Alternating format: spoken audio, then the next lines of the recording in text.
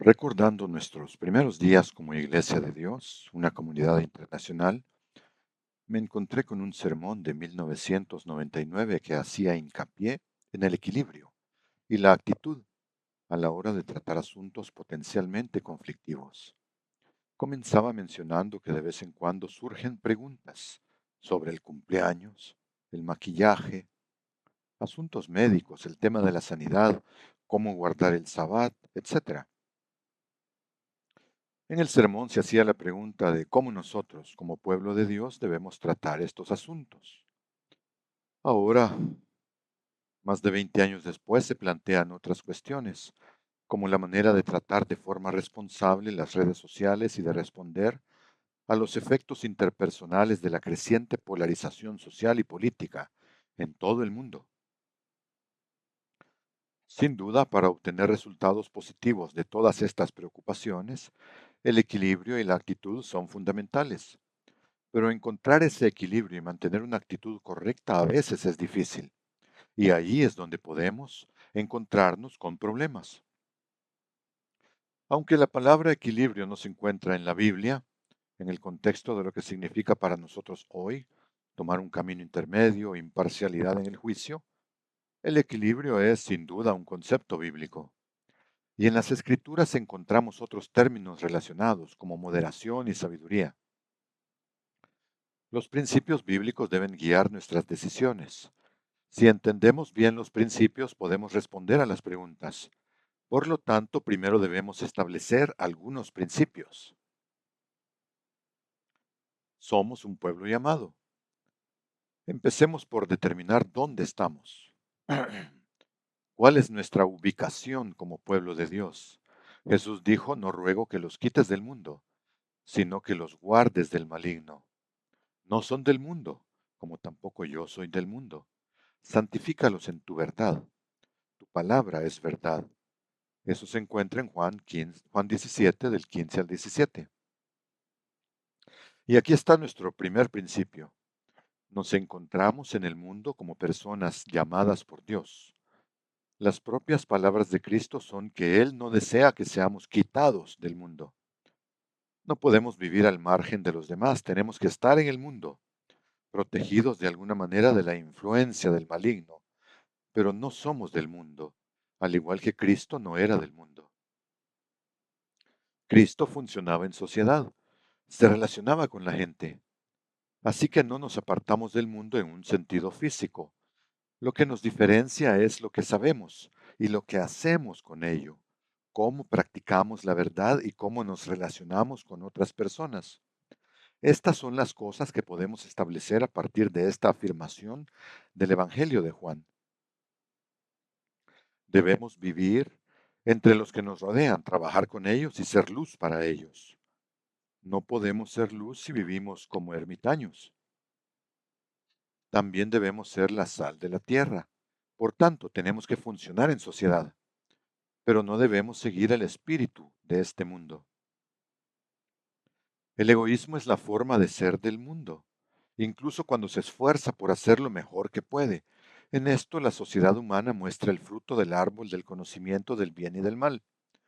A veces olvidamos que dice y del mal. Miramos lo que las personas hacen y que es bueno y confundimos eso con lo que el Espíritu Santo hace, que siempre es bueno.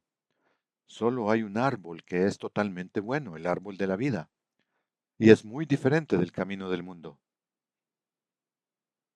Lo que el Espíritu de Dios le da a una persona en términos de ser extrovertido y servir a otras personas no tiene nada que ver con ser egoísta. Es su antítesis. Pablo también tenía algo que decir con respecto al trato con el mundo en una de sus cartas a los Corintios, Primera de Corintios en el capítulo 5, y lo decía en relación con una instrucción anterior que los corintios habían malinterpretado, Primera de Corintios 5, 9 y 10. Les he escrito por carta que no se asocien con inmorales sexuales. No me refiero en forma absoluta a los que de este mundo son inmorales sexuales, avaros, estafadores o idólatras, pues en tal caso les sería necesario salir del mundo. La implicación es que vamos a tener que tratar con todo tipo de personas y vivir entre ellas.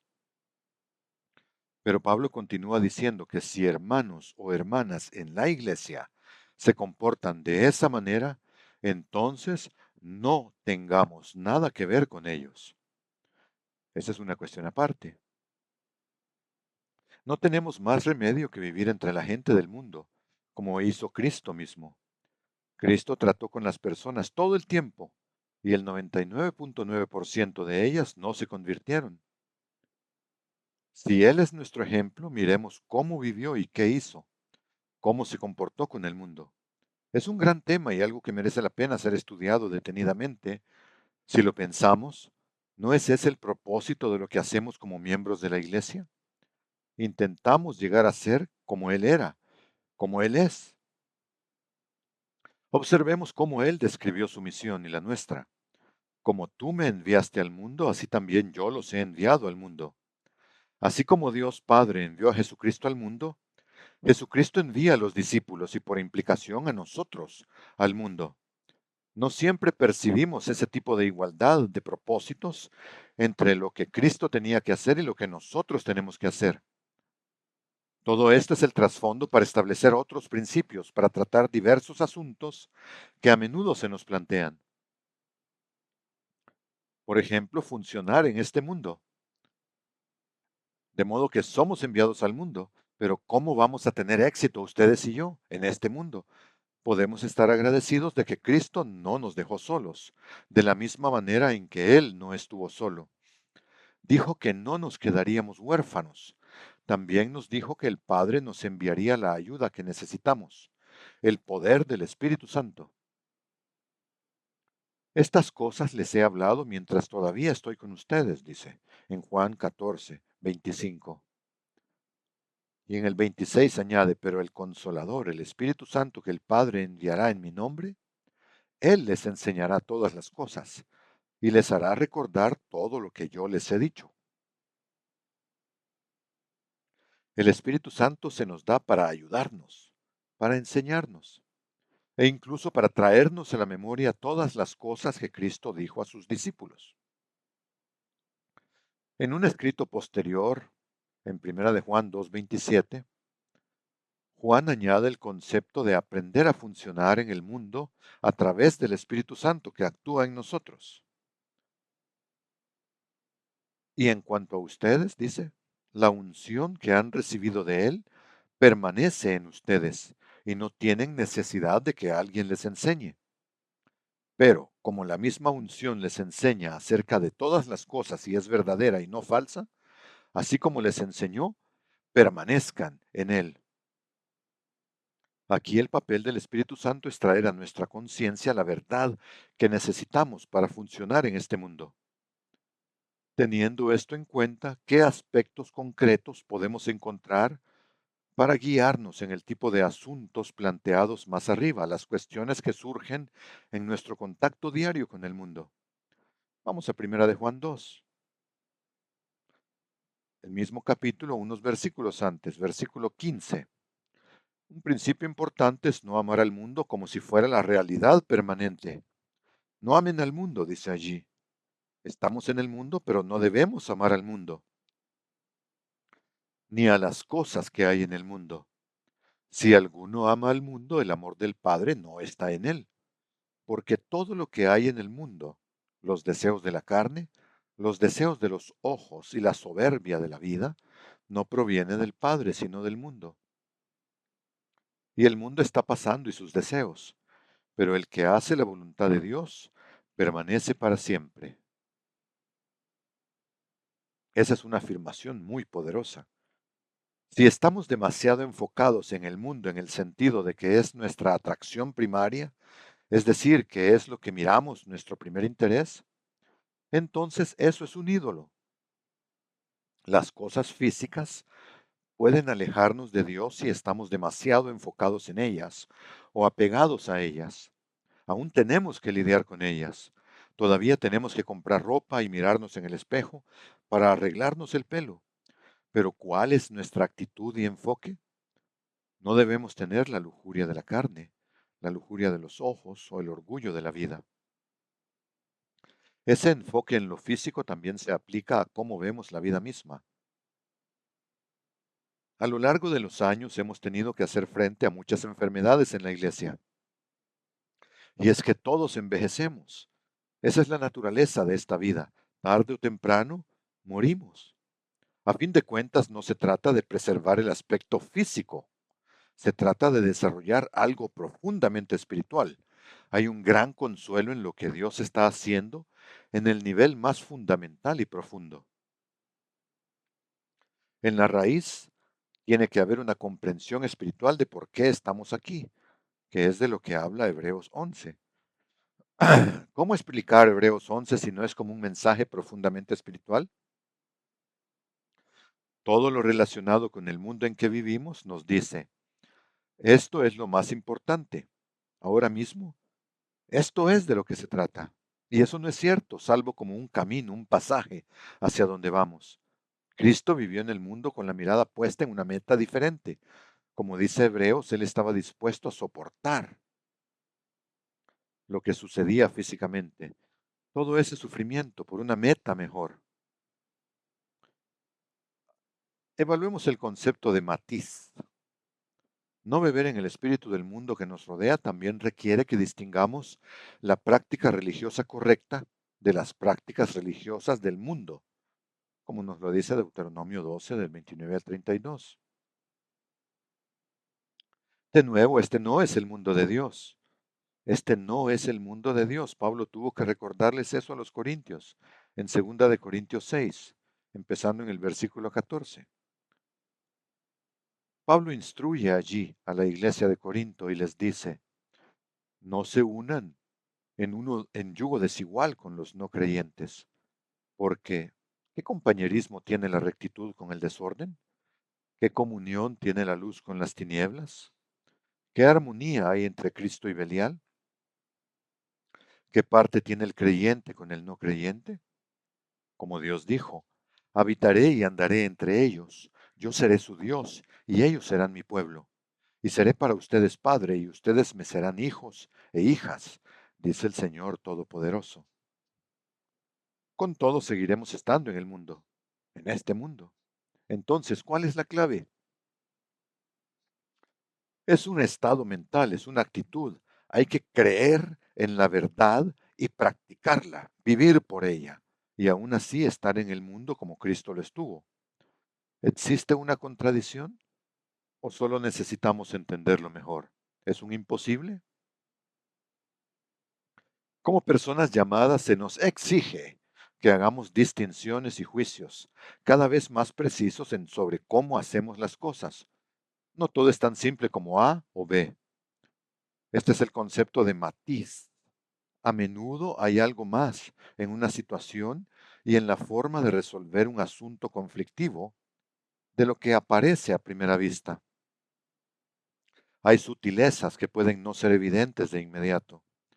Es decir, a veces las cosas tienen más matices de lo que creemos.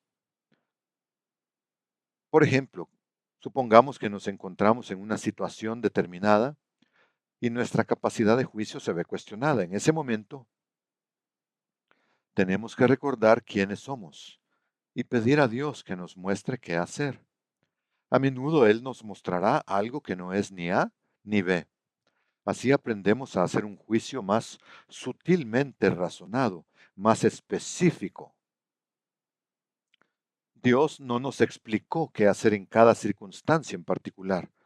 No nos dio un manual de instrucciones específico, un manual de reglas, que diga, si estás en esta situación, haz esto y aquello, todas las veces, todo el tiempo. A veces queremos que la iglesia nos proporcione este tipo de material. Una lista es más fácil, solo díganme qué hacer. Pero ¿de dónde surgiría la fe? Confiando en que Él nos guiará hasta una conclusión. Si Él o la iglesia nos dijera todas y cada una de las cosas que debemos hacer. A modo de ejemplo, en los últimos años ha habido fragmentación de la iglesia y resulta muy confuso para algunos este proceso. Más de alguna persona me ha preguntado, ¿qué vamos a hacer? para volver a unir a todas estas iglesias en una sola como éramos antes, como si volver a unirlas debiera ser nuestro objetivo obvio y directo, y no lo es. Para responder a la pregunta, sin embargo, primero debemos reconocer que hay una razón por la que la gente se ha unido a diferentes organizaciones o grupos de afiliación flexible o débil, o simplemente se han retirado de la feligresía. Ya no creen en lo que antes creían y en lo que nosotros creemos.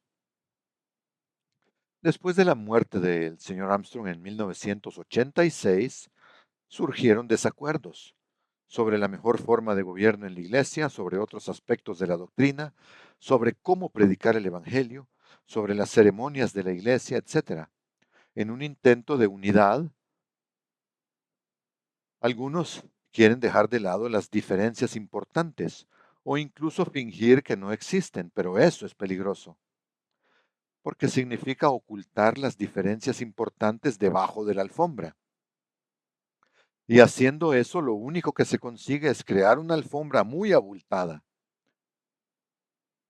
El hecho es que no podemos llevarnos bien si no estamos de acuerdo en lo que enseña la Biblia. Así pues, el problema es más complejo de lo que parece a primera vista. Tiene matices y Dios tiene que mostrarnos el camino. Necesitamos una mente sana. Para desarrollar el inestimable rasgo de carácter del equilibrio o la moderación, es útil recordar las palabras que Pablo le dijo a Timoteo en 2 de Timoteo 1:7, porque no nos ha dado Dios un espíritu de cobardía, sino de poder, de amor y de dominio propio. ¿Qué es una mente sana? El término se traduce del sustantivo griego sofronismos, sofronismos, que literalmente significa amonestación, discreción, moderación, disciplina o por extensión aquí, una amonestación o llamado a la sensatez. Denota una vida controlada que no corre a los extremos todo el tiempo, una mente llena de temor, preocupada por lo que pueda pasar o volver a ser lastimada, no es una mente sana o bajo control. Si ustedes y yo tenemos miedo, y todos lo tenemos a veces, no confundamos eso con la mente convertida en acción. La mente convertida confía en Dios, quien provee la sanidad, y el amor perfecto echa fuera el temor. Hay mucho miedo entre los diferentes fragmentos de la Iglesia de Dios Universal. Algunos temen lo que llaman religión institucionalizada. Una vez fueron lastimados y por temor a que esto vuelva a suceder, ahora evitan ser parte de un cuerpo eclesiástico organizado, de un grupo. Esa es una reacción emocional. Pero Dios dice que no dejemos de congregarnos, en Hebreos 10:25. Y el pensamiento detrás de esta instrucción es ser parte de la comunidad santa de personas que están aprendiendo, compartiendo, sirviéndose unos a otros y creciendo juntos, aún con todos sus problemas. Es lo opuesto a evitar. Hay otras palabras relacionadas con sofronismos, por ejemplo, estar en su sano juicio o cuerdo. Se expresa con la forma verbal sofroneo, por ejemplo en Marcos 5:15, solo como referencia. La misma palabra se utiliza en Romanos 12:3, pensar con juicio sobrio, según la medida de la fe. Pedro advierte a la comunidad que no se deje llevar por el frenesí escatológico, es decir, que no se preocupen demasiado por el fin del mundo. Hacerlo es ser víctima del mundo. Ellos debían más bien ser sobriamente sabios. La moderación o equilibrio requerida se sustenta en la fe, la oración y el amor. Eso lo pueden encontrar en 1 de Pedro 4 del 7 al 8. Pablo habló la verdad sobria, sofrosune, palabras racionales.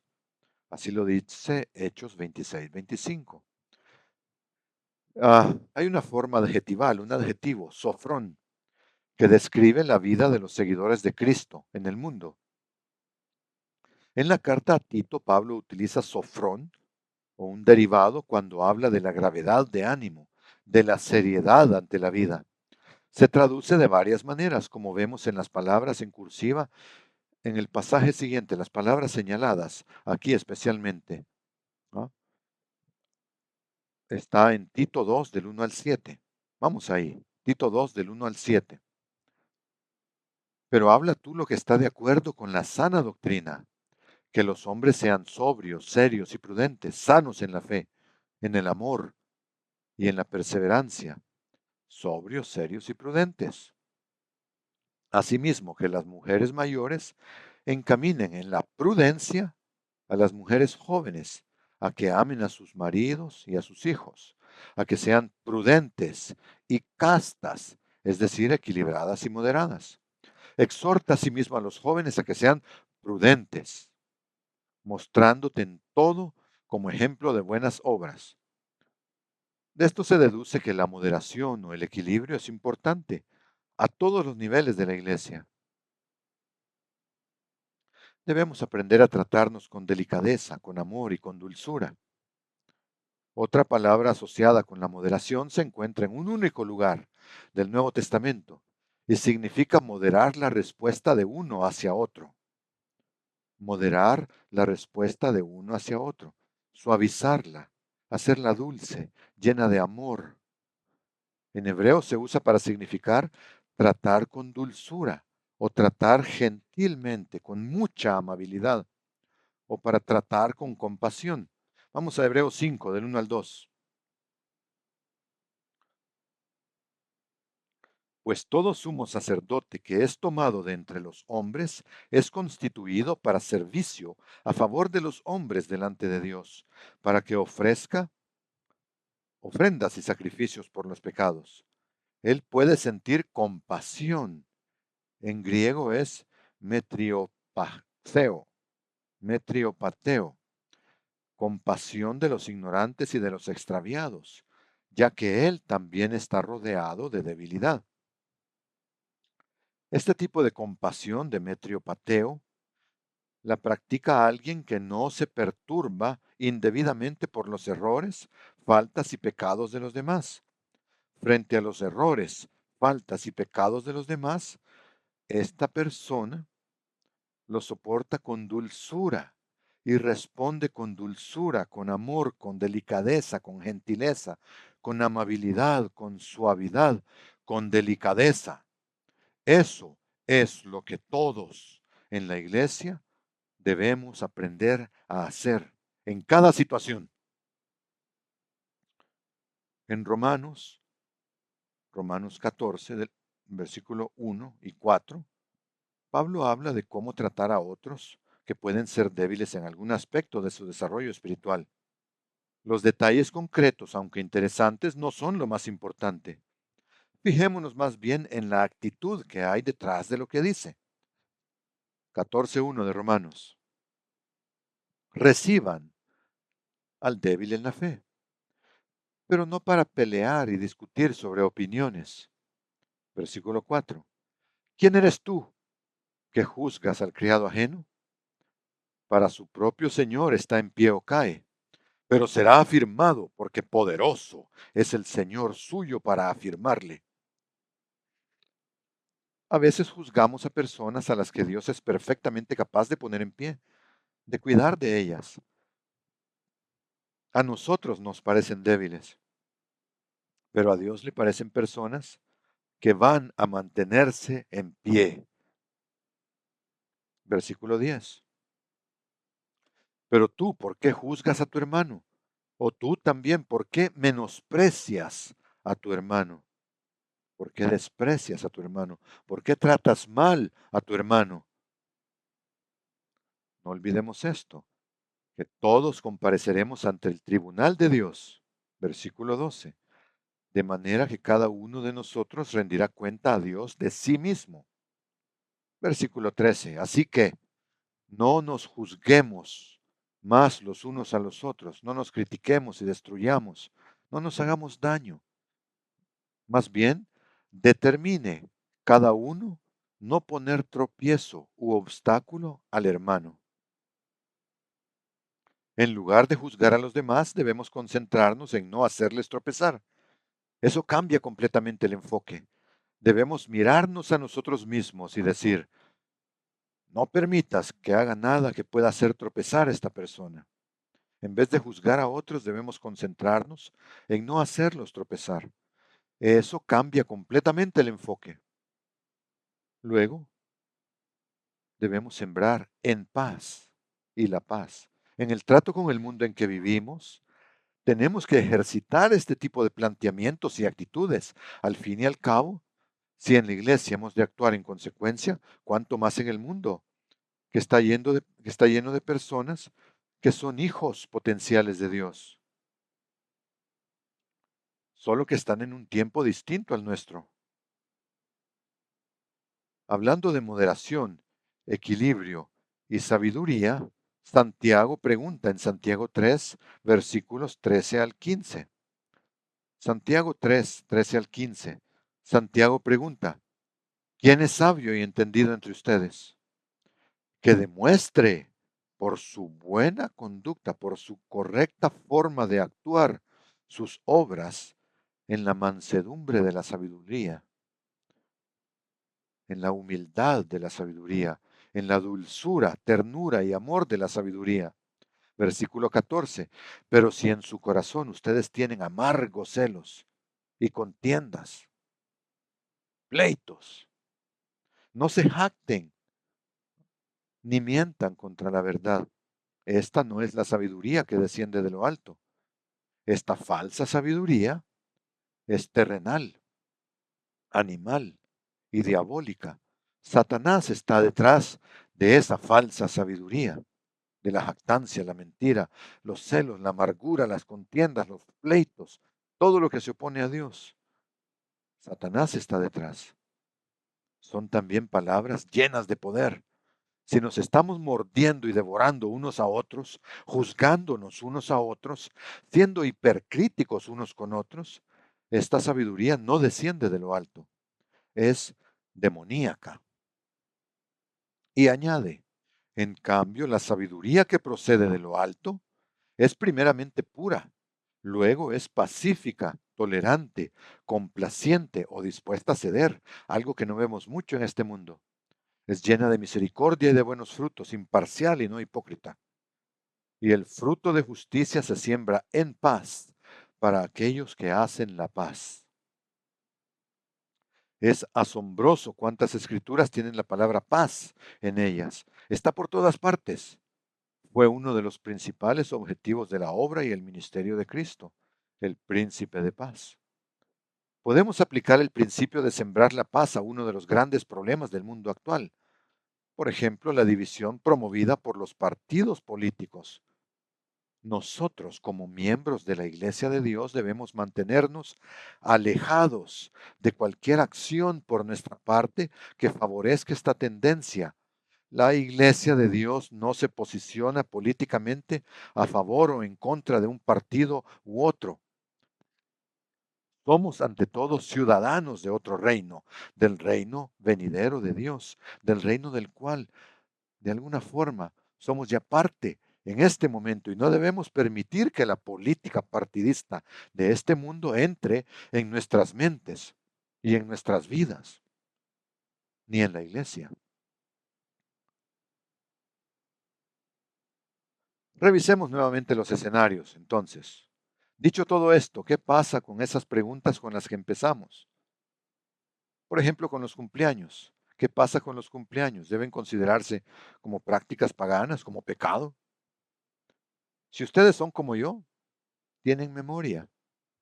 Yo recuerdo cuando nacieron mis hijos, y no hay nada intrínsecamente malo en esto, hasta donde soy capaz de ver. Sin embargo, tengo que tomar una decisión sobre lo que voy a hacer con ese conocimiento.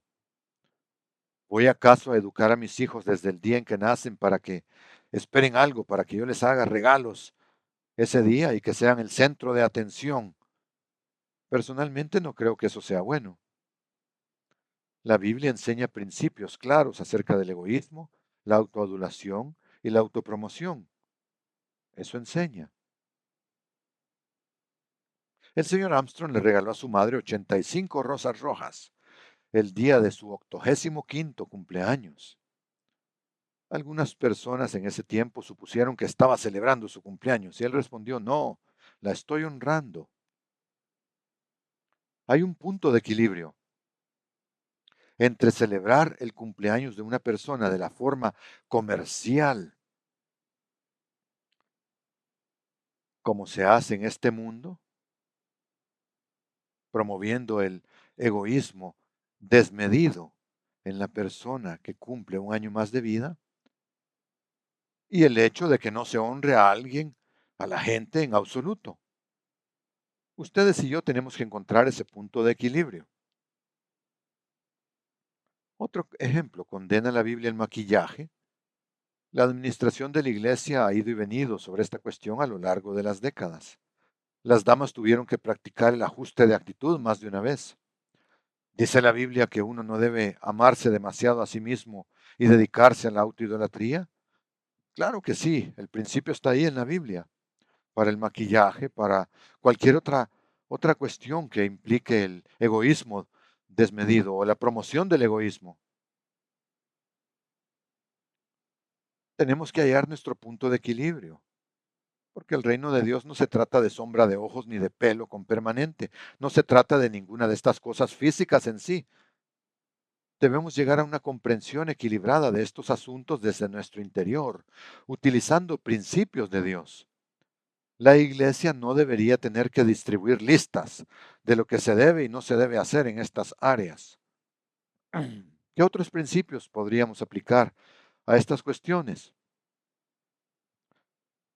Por ejemplo, en el vestir, la Biblia es clara sobre la modestia y la decencia en el vestir.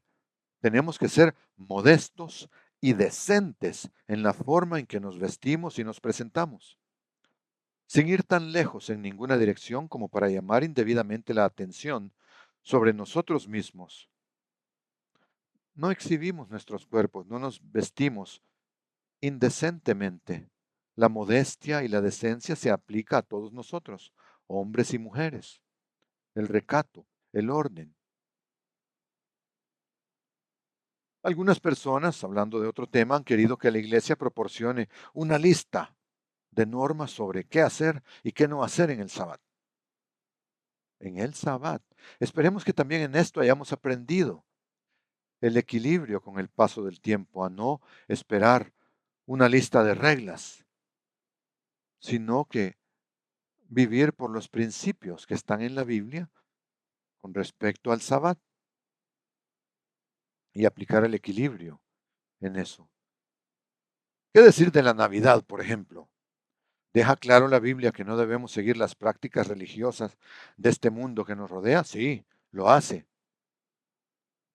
Significa que si alguien nos hace un regalo de Navidad, debemos devolverlo. Si alguien sabe que usted no celebra la Navidad e insiste en hacerle un regalo, permítaselo, recíbalo. Hay otros principios espirituales que nos guían en estos asuntos. No tiene sentido ofender innecesariamente a alguien por algo que no tiene importancia para nosotros. Hay una guía para las grandes interrogantes.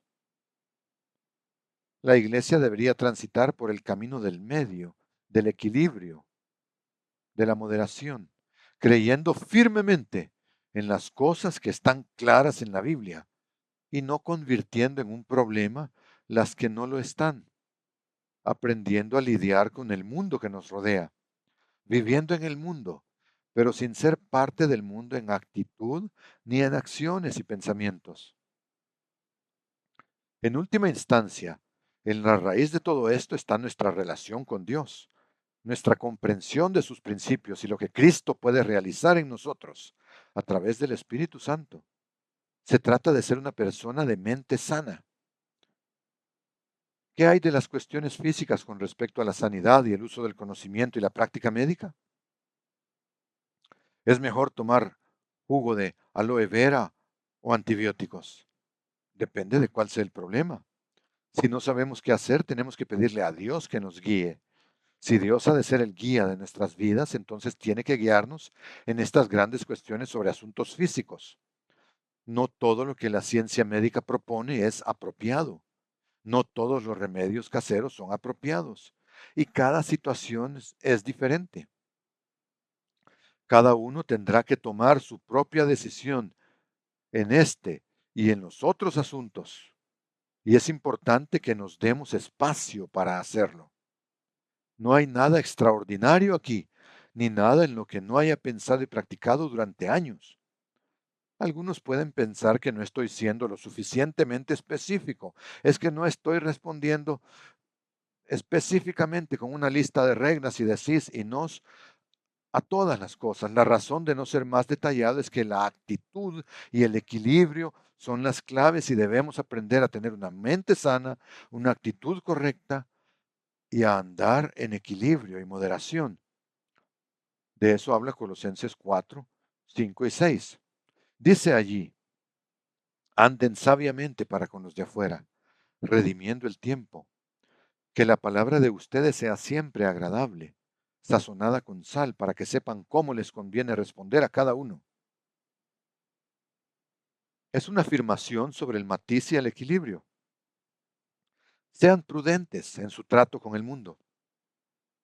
Aprovechen su tiempo viviendo en este mundo, caminando siempre en sabiduría con la gente de fuera. Dios nos guiará en cuanto a cómo responder a cada uno y cómo tratar con cada uno de estos asuntos y de muchos otros.